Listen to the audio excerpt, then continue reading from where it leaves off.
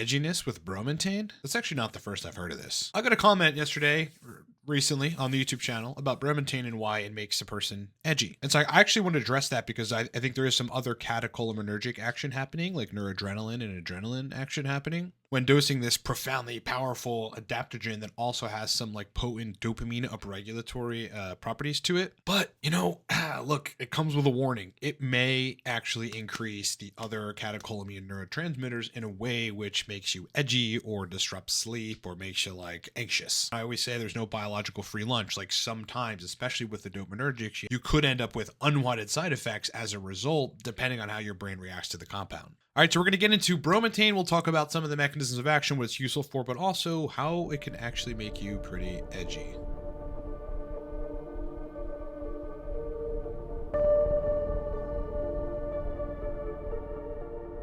All right, so yesterday was Black Friday, but who would we be if we didn't extend Black Friday specials over the course of the weekend? So I'm just going to throw you this 1-minute clip, which explains all the specials. Here it is.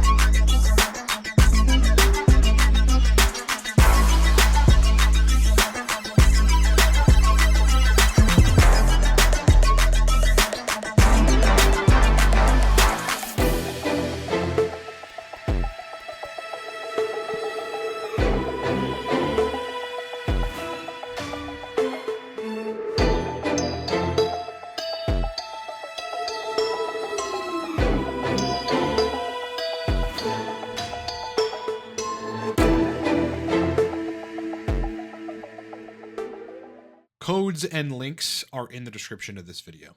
You have all you need. Now fight. Okay, so Bromantane is this crazy adaptogenic nootropic compound that has been studied in all kinds of ways and used by the biohacking community to induce energy, focus, motivation, and the drive to get work done. Commonly for me, if I use it, which I do in 25 to 50 milligram doses, it gives me, somewhat of an amphetamine-like reaction. Like for me personally, 25 to 30 milligrams, it's very potent, onsets pretty quickly, gives me 4 to 5 hours of straight energy, makes me very interested in what it is that I'm doing, and gives me, a significant degree of alertness. So if you're looking for a nootropic compound that kind of just gets you motivated, but also turns the lights on pretty quickly, Bromantane is a pretty good candidate for that. Its drug name is Ledastin, and this is a paper titled The Effects of Ledastin on Dopaminergic Neurotransmission and Hippocampal Synaptic Plasticity in Rats. We've talked about a lot of the mechanisms, but one of the really interesting things that we haven't discussed about Bromantane is this notion of hippocampal synaptic plasticity.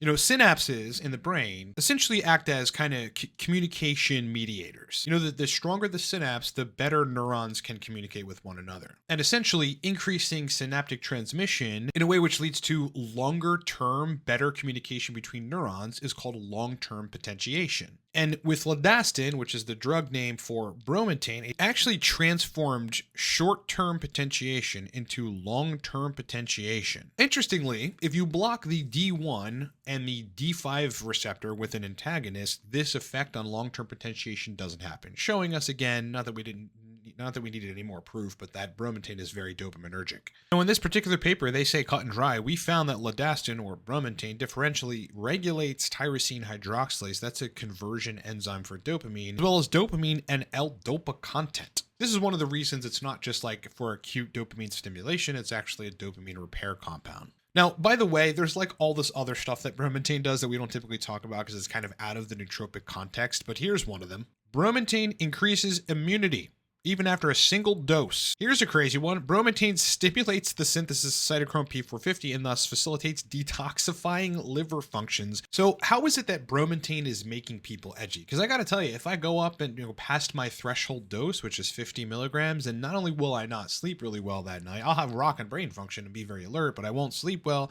and I'll kind of be anxious. Now, there is no classified mechanism, in the literature that says it's got noradrenergic receptor mediating effects. So it doesn't seem to be, at least in the scientific literature, like messing with noradrenaline or adrenaline. However, it does regulate L-DOPA, and L-DOPA is the direct precursor to the other catecholamines. It's like, you usually can't work on just dopamine without affecting noradrenaline and adrenaline as well. I mean, the only way to really do that is to agonize, dopamine receptor specifically and exclusively with like a sort of an isolated agonist, something like cabergoline. But considering that, you're going to be either making more or regulating the function of L-DOPA in the brain, well, ultimately that's the building block for the other catecholamines. So just by taking bromantane, in addition to this like dopamine enhancing effect, you're probably going to get, I guess, in susceptible individuals, more of a spillover of adrenaline and noradrenaline, which absolutely can make you edgy, anxious, like potentially uncomfortable or whatever. I think this, because some people take bromantane and get a rockin' response and don't get any anxiety and don't get any edginess and feel really good, like me. Again, assuming the dose is correct. But, there are people that in low doses, like I think the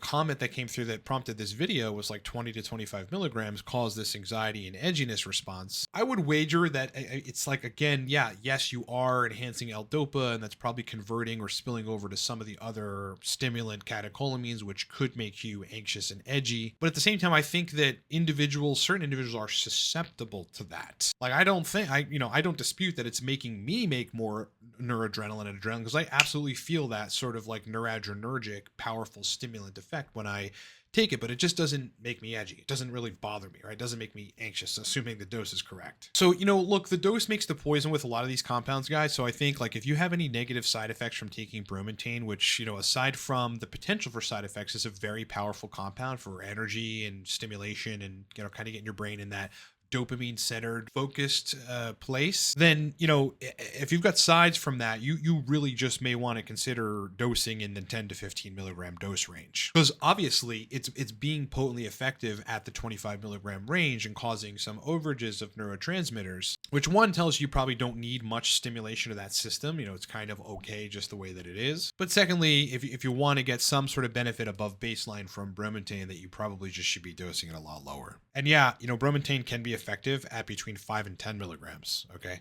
Bromantane can be effective between 10 and 15 milligrams. It doesn't have to be 20, 25, 40, or 50 milligrams. Now, one last thing about bromantane is it's actually classified as an actoprotector. It's a powerful adaptogen insofar as how it gets you to respond to stress and things, but really it's an actoprotector, which is somewhat different than an adaptogen and more powerful. In a paper titled The Pharmacology of Actoprotectors, Practical Application for Improvement of Mental and Physical Performance, they basically start off by saying actoprotectors are preparations that enhance body stability against physical loads without increasing oxygen consumption or heat production.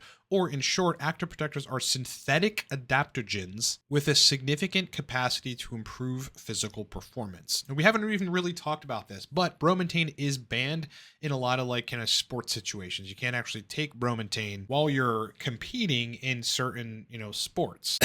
Because it's technically considered cheating because it enhances physical performance. All right, as I said in the beginning, look, we're going to run the Black Friday discounts on product all through the weekend. So I made a 1-minute video clip which explains all the discounts on all the products.